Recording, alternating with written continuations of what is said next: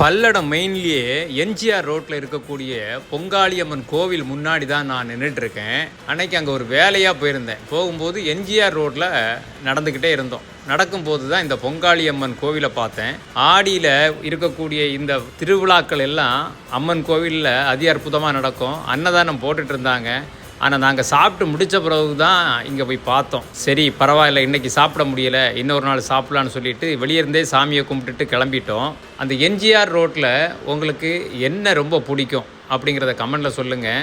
ஏன்னா நிறைய கடைகள் இருக்குது, நிறைய வசதிகள் இருக்குது இந்த ரோட்டில்.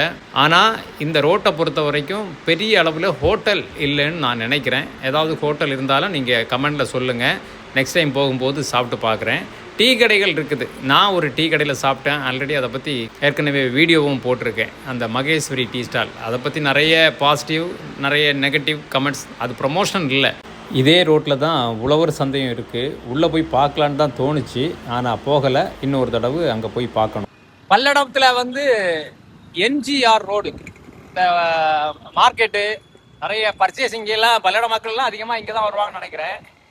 நிறைய வணிக வளாகங்கள், கடைகள் எல்லாம் இருக்குது. எம்ஜிஆர் ரோட்டில் உங்களுக்கு பிடிச்ச ஸ்பாட் என்ன, உங்களுக்கு பிடிச்ச டீ கடை என்ன அப்படின்னு சொல்லுங்கள்.